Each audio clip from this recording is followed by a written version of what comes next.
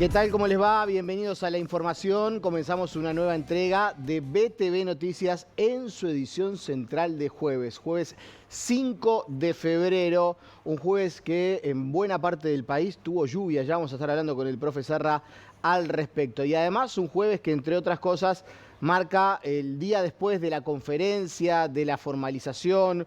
Siguen habiendo detalles sobre ese intento de robo o esa construcción de túneles que se descubrió en la ciudad vieja de Montevideo, sobre la cual, por ejemplo, hace un ratito nada más habló el ministro del Interior, Carlos Negros, y ya le vamos a estar dando todos los detalles. Y además también, jueves previo a que arranque una nueva temporada del fútbol uruguayo. Es verdad, comenzó con la Supercopa, pero el fútbol de todos los equipos, de los 16 equipos de la primera división, se inicia en el día de mañana. Juan Pablo Tamborini, ¿cómo le va? ¿Cómo anda? ¿Cómo andas, Nico? ¿Todo bien? Y en ese sentido, lo primero que hay que decir es que llegó Angulo, el nuevo jugador de Peñarol, fue presentado, habló, vamos a escuchar obviamente al nuevo extremo del conjunto aurinegro. Vamos a presentar oficialmente la fecha como corresponde, con los árbitros y con quienes van a estar en el VAR. Pasando un poco a lo internacional, hoy debuta un equipo en Copa Libertadores. Juventud de las Piedras va a jugar ante la Universidad Católica de Ecuador. A mí me cuesta decir Copa Libertadores porque también puede ser Copa Sudamericana, porque hay 4 equipos que van a derivar en la fase de grupos de la Libertadores y otros 4 que van a derivar en la fase de grupos de la Sudamericana. Y hay que tener en cuenta que los 2 uruguayos que compiten en esta fase no pueden entrar en la Copa Libertadores porque en la fase 3 se estarían enfrentando entre sí. Por lo tanto, para los uruguayos, ahora Juventud, después Liverpool, comienza la Copa Libertadores de América. Vamos a hablar sobre la actualidad de Darwin Núñez. No se sabe si va a jugar en el Fenerbahce. Lo concreto, su equipo contrató a Benzema en el estreno francés. 3 goles con Benzema. Tranquila la competencia por el puesto, ¿no? Como para arrancar tranquilo, hacía 6 partidos que no convertía Darwin, que no fue convocado. Estrenó Benzema justamente con 3 goles en el triunfo 6-0 del Al Hilal. Gracias, Juan Pablo. Profe Serra, ¿cómo le va? Algo de lluvia, Nicolás? Vino bien, pero sobre todo para el sector agropecuario. Ahí está. En el este del país cayó bien. No mucho. Alerta amarilla sobre el 33, Cerro Largo y Rocha. Y tuvimos ya desde la mañana algunas precipitaciones en Rocha, en Punta del Diablo, lluvia, lloviznas, tormentas y en gran parte de Rocha. Bueno, la situación es esta. Aquí en la capital vamos rápidamente a ver el valor de las variables. 24 grados la temperatura a esta hora, muy confortable. Cielos nubosos, cubierto, inestable. El viento es del este, recuerden el refrán, viento del este, lluvia como peste. 11 kilómetros la hora el viento, la humedad relativa 84% y la presión atmosférica 1010 hectopascales. Dicho esto, Nicolás, en poco tiempo vamos a estar informándoles sobre las perspectivas para el fin de semana. Pero para el día de mañana, que tenemos las llamadas, sin lluvias, soleado, con temperaturas promedio de 25 a 26 grados. Así que el viernes de noche a disfrutar en las llamadas. Bueno, muy bien, profe. ¿Qué pasa? Ojalá sea así. Hacemos ahora un repaso por los principales titulares que tenemos para compartir con todos ustedes. El presidente Yamandu Orsi finaliza su viaje a China. En las últimas horas el primer mandatario estuvo presente en Shanghái. Móvil en directo. En nuestra entrevista central, Nicolás Núñez recibe a la ex vicepresidenta Lucía Topolansky.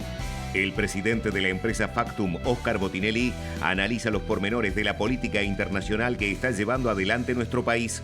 Se suspendió la etapa de hoy del concurso oficial de Carnaval 2026, cuando se presentarán los conjuntos que actuarían en el Ramón Collazo. Los detalles con Nelson Burgos.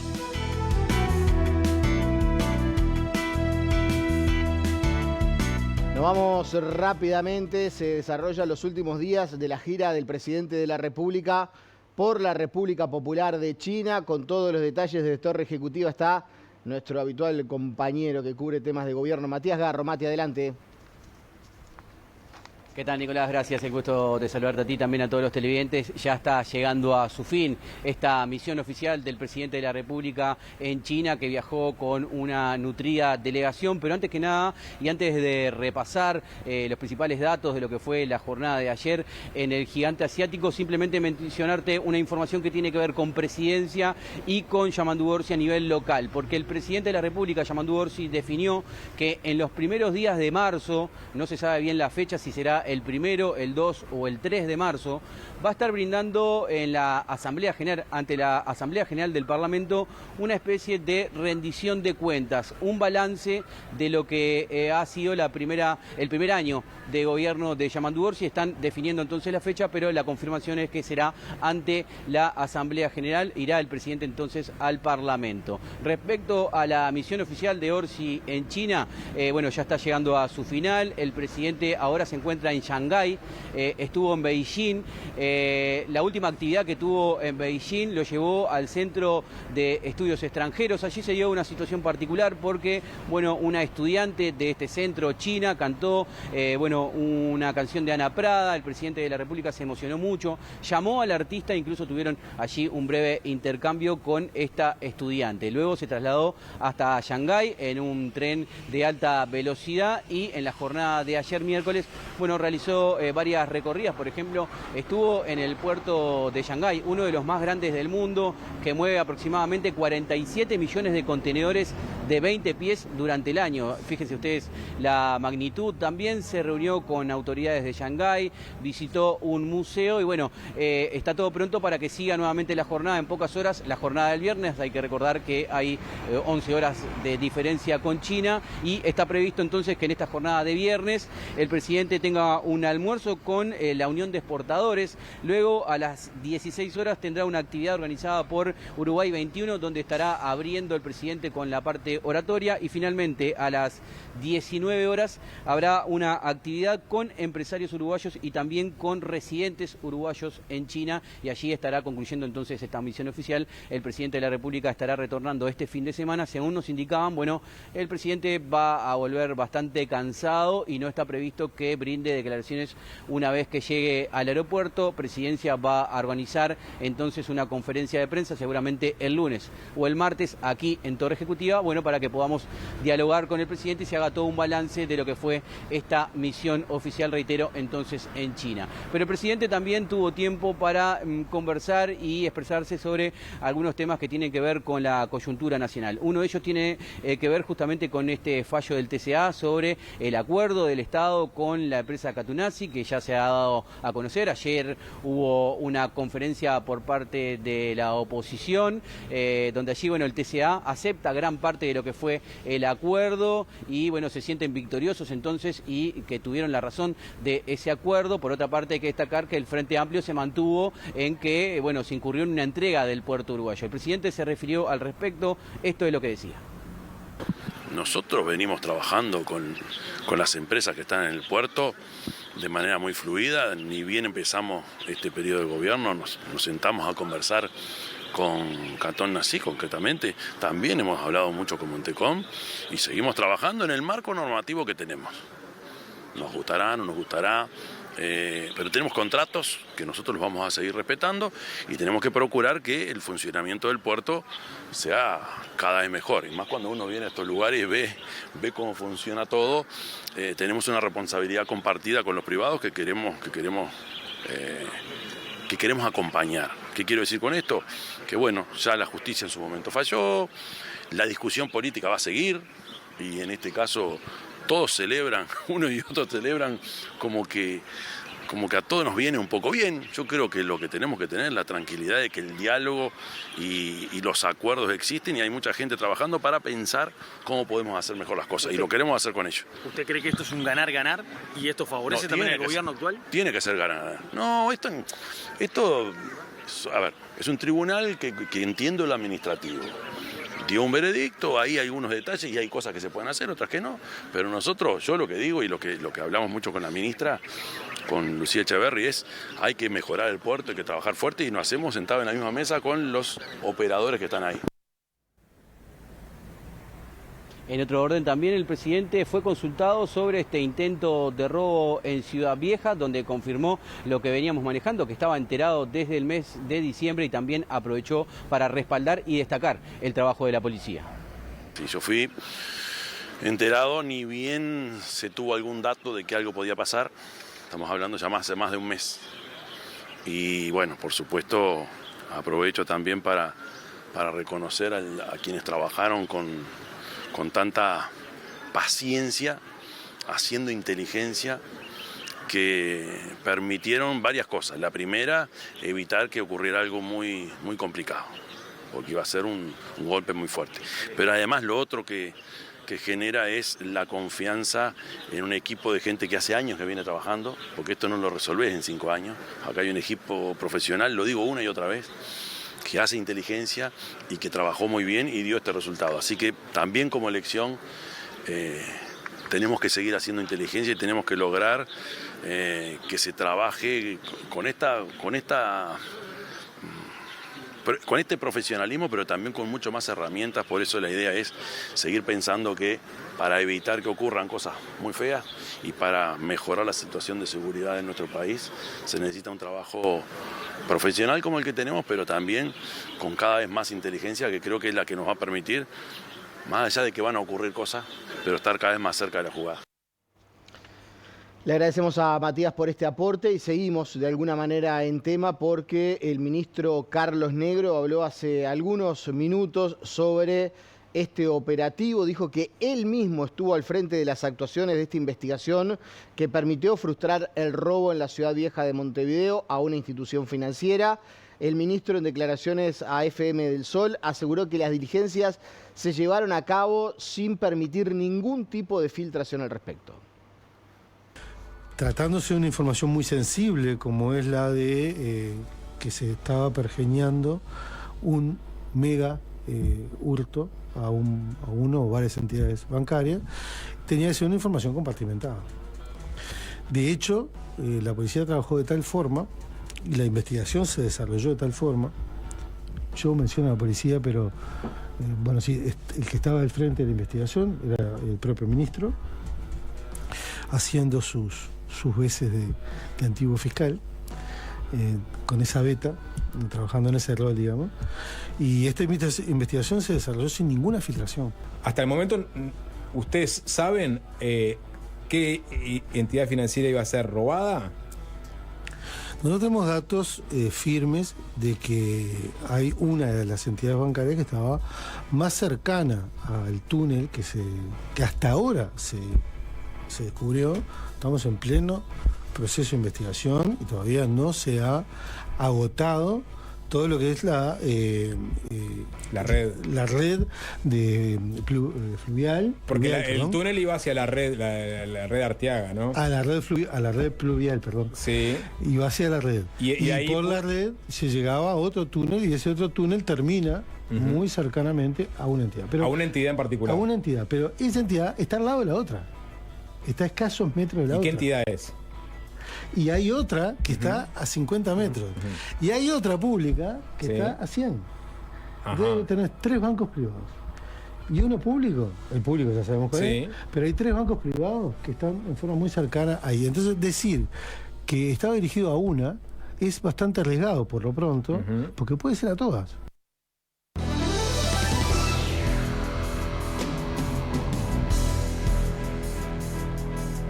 Columna de Factum, un placer recibir a Óscar Botinelli con nosotros. Óscar, ¿cómo estás? Feliz año, no te había visto el año. Feliz año. Feliz, bueno, pero... Cuando nos vemos por primera vez, tengo que decir feliz año. Bueno, pues ya son casi 40 días del año. Pero bueno, no te había visto. Lo que tiene de raro, de particular este año, o vos obviamente con mucha más experiencia que yo me podrás decir, en estos 40 días que van, si uno se pone a repasar la agenda internacional, lo que ha pasado en el mundo, no sé si tiene muchos antecedentes. Y eso se ha metido de lleno en la agenda de nuestro país. Bueno, quizás suene un poco exagerado, pero el mundo, enero del 2026, es completamente distinto a enero del 2022. 4 años. Quizás esto lo podemos ver en 1989-91, la caída de la Unión Soviética, de ese mundo, el fin de la Guerra Fría, Bueno, esta intensidad. En estos 4 años, empecemos, febrero de 2022, es cuando empieza la guerra en Ucrania, la entrada de tropas de Rusia en el sur, básicamente el sur de Ucrania, la zona del Donbass. Al año y medio siguiente, 7 de octubre, es el ataque del grupo palestino Hezbollah en el territorio de Israel, con una matanza muy grande de civiles de distintas edades, hechos muy duros. Y en marzo del 24 empieza una reacción de Israel que interviene militarmente en Gaza y provoca, según las cifras más aceptadas globalmente, alrededor de no menos de 70.000 víctimas, también de todo tipo de categorías, gente combatiente, la mayoría no, civiles, mujeres, niños, ancianos. Tercer episodio, ¿qué pasó? Bueno, el 20 de enero del año pasado, asume Trump. Y esto es muy distinto a todas las presidencias anteriores, inclusive la de él. Es una presidencia rupturista en su concepción del mundo y de las reglas de juego. Dicho es, con mucha fuerza, con una concepción ideológica sobre esa ruptura que tiene como elemento central en el mundo, y por supuesto particularmente en Sudamérica, la intervención militar norteamericana en Venezuela el 3 de enero, donde ya se da por definitivamente roto, desaparecido, el orden internacional basada en las reglas preexistentes. En segundo lugar, la minimización de los organismos internacionales. Ya hoy los organismos internacionales, empezando por las propias Naciones Unidas, pasa a ser testimonial. Ya hay una negociación de potencias a potencias como elemento casi único. Y a su vez no hay reglas claras de cuál es la división en el poder en el mundo. Se atisba, se tiene cierta idea, pero no es claro. Uno diría, o por lo menos lo que uno lee de los que son estudiosos de esos, que hay que remontarse a 2014, ante la Primera Guerra Mundial, para encontrar un mundo en que han desaparecido las reglas y no son claras las zonas de influencia. Y a raíz de todo esto, un dato que es muy importante, justamente ahora que el presidente está en China, no existe comercio separado de la política. Esto lo hemos sostenido siempre, ahora ha quedado mucho más claro. Fíjese lo que ha sido el intento de Canadá de hacer un gran acuerdo con China y el freno inmediato de Estados Unidos, cuáles son los límites para que Canadá, con el que tiene mucho acuerdo y desacuerdo, negocie con China. Es decir, el comercio hoy está subordinado a la política, los entendimientos políticos, y creer que una cosa es la política y el comercio es otra, hoy suena muy ingenuo. Y tengamos en presente que Uruguay termina de asumir 3 presidencias en estos meses.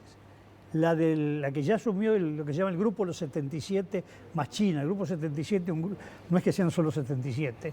El número es histórico, que él llamaba el Grupo No Alineados, después se llamó el Grupo del Tercer Mundo, de países emergentes, más China. Primera vez que Uruguay asume esta presidencia. La CELAC, la Comunidad de Estados Latinoamericanos, que también va a presidir Uruguay, y el Mercosur, es decir, un semestre. Pero son 3 presidencias juntas que le toca a Uruguay, y hay que ver qué rol cumple, porque, por ejemplo, se hizo una reunión muy importante, jefe de Estado en Panamá, lo que se le llamó el Davos latinoamericano, y ahí estuvo Brasil, Bolivia, el presidente electo de Chile, Colombia, Ecuador, Guatemala, Panamá, Jamaica, no estuvo Uruguay, ¿no? Y ya son varios los eventos internacionales, y estos no es menor. Y un tema que es nos parece muy importante, en Uruguay estamos viendo que no hay un buen seguimiento de los actores políticos sobre lo que ocurre en el mundo y los análisis que hay en el mundo. Estamos viendo que se habla de los temas como si estuviéramos en el mundo de hace 4 años. Por ejemplo, el hablar de los problemas internos de Venezuela cuando hay un hecho que el mundo califica, el mundo estoy hablando, lo que se ve de los analistas en Portugal, España, en Francia, en Italia, Alemania, Gran Bretaña, en los propios Estados Unidos, que es lo que se sigue desde acá, calificando como un cambio de reglas del mundo entero. Y en Uruguay se discutía cómo había sido el tema de Venezuela. A ver si interpreto tu mensaje. Uruguay no se puede hacer más el distraído en torno a esto. No. Esto es lo que vos decís. Bueno, o dicho de otra manera, hay que ser tremendamente hábil para moverse en este mundo con la velocidad de los cambios que se están haciendo. Y el peligro muy grande que se ha visto desde la oposición y desde el oficialismo, pero sobre todo la oposición, es analizar cada acontecimiento como si fuera un hecho puntual, absolutamente desprendido de los otros, cuando es todo un cambio en que todos los hechos están concatenados e interrelacionados.